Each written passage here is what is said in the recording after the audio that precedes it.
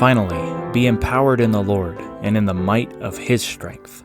Put on the whole armor of God, that you may be able to stand against the stratagems of the devil. For our wrestling is not against blood and flesh, but against the rulers, against the authorities, against the world rulers of this darkness, against the spiritual forces of evil in the heavenlies. Therefore, take up the whole armor of God, that you may be able to withstand in the evil day, and having done all, to stand. Ephesians chapter 6, verses 10 through 13. As believers who love the Lord and who are standing for His testimony, we must not be ignorant of the schemes of God's enemy and his attacks on the church. In order to help educate and inoculate us against such attacks, the co-workers in North America have released a series of articles on shepherdingwords.com, which expose the stratagems of the devil. This week we have a narration of the article entitled, Assailing the Ground of Oneness. Was the church in Jerusalem a regional church? Originally published on December 16, 2019. The New Testament clearly reveals that the proper church life should be practiced on the ground of locality, where the boundary of each church is no larger and no smaller than the city it is in. Some, however, have misinterpreted Acts chapter 9 verse 31 and argued that the church in Jerusalem was a regional church, which had jurisdiction over an area broader than the boundary of a city. This erroneous teaching assails the ground of oneness and produces a hierarchical system in which a central church exercises control over smaller churches. By properly expounding Acts 9:31 through the ministry of Watchman and Witness Lee, this article describes the biblical pattern of local churches practicing oneness in fellowship without the existence of a regional church. May the Lord supply us through this speaking and equip us to withstand in the evil day, and having done all, to stand. A link to the original article can be found in the episode notes.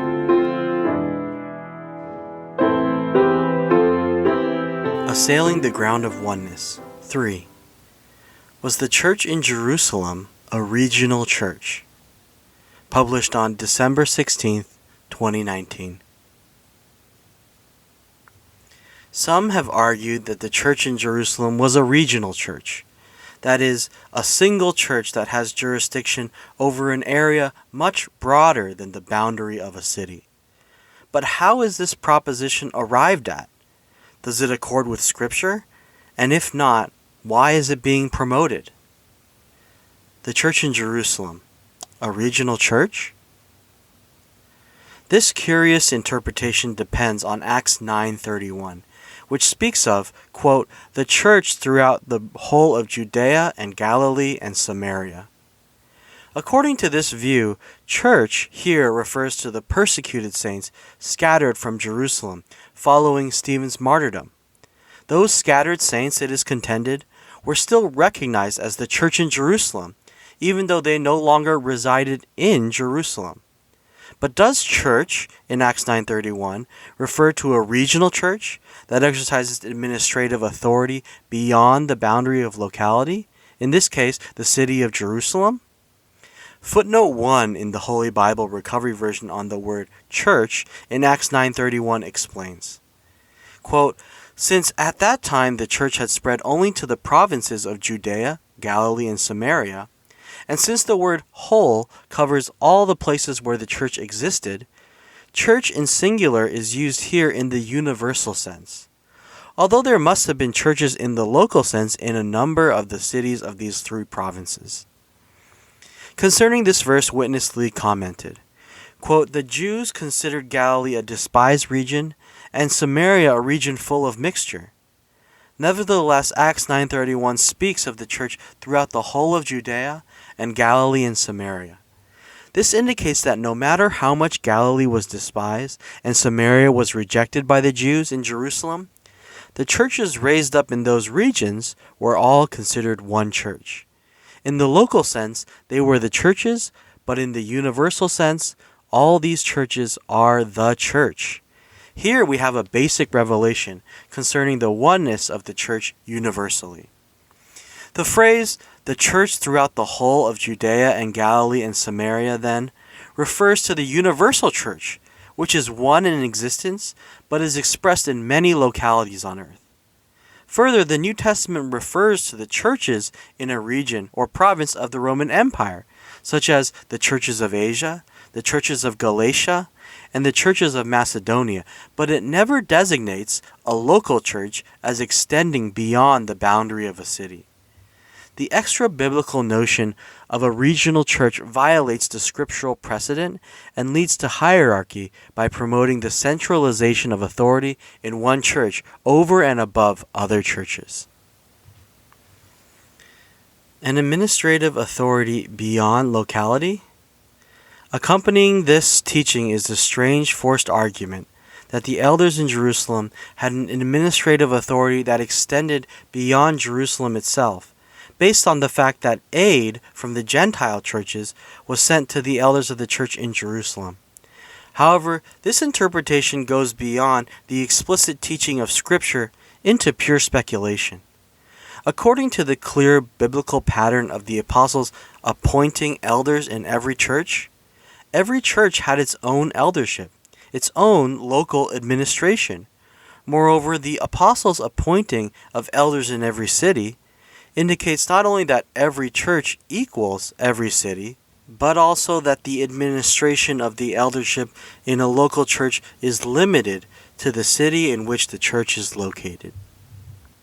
According to Acts 11:28-30, the disciples in Antioch sent material offerings to the elders of the church in Jerusalem for distribution to the brothers dwelling in Judea in anticipation of a great famine. The arrangement described here does not prove that the elders in Jerusalem possessed any administrative authority that reached beyond the city of Jerusalem. Rather, it shows that in the early days, the finances of the church were under the management of the elders.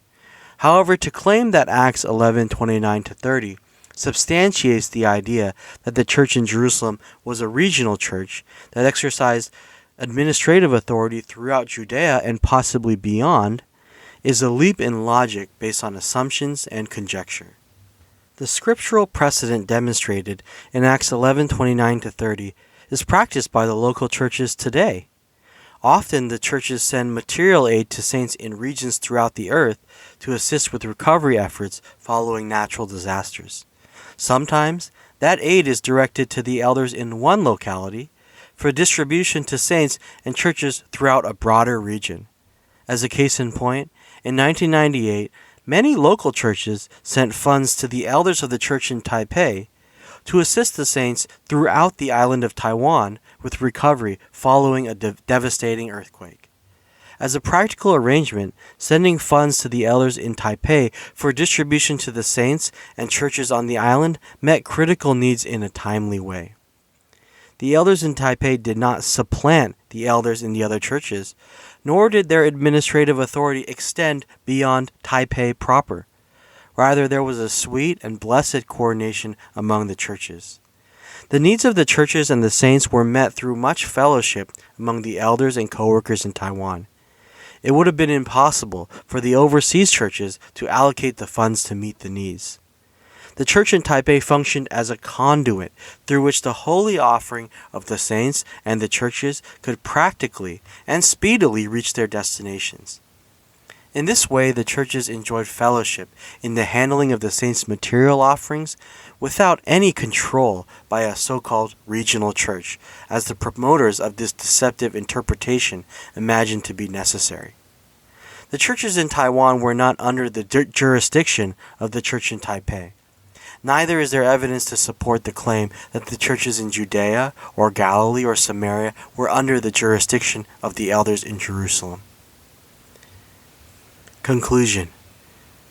The proper practice of the church life on the local ground, the ground of oneness, is the biblical foundation upon which the Lord's present recovery was raised up through Watchman Nee. Witness Lee faithfully continued Watchman Nee's teaching and work, and the fruit of their labor is seen today in thousands of local churches established throughout the earth. The contrived teaching of a regional church assails the ground of oneness and is not substantiated by Scripture. It produces a hierarchical system in which the central church exercises control over smaller churches. It invents a regional administration that replaces the biblical pattern of local churches practicing oneness in fellowship. Those who advance this teaching seek to be free to do what is right in their own eyes by rejecting the uniqueness of the standing of the local churches on the ground of locality. Such selective citation of Scripture to support an errant view of the biblical record exhibits no care for the testimony of the one true God or the affirmation of His Word.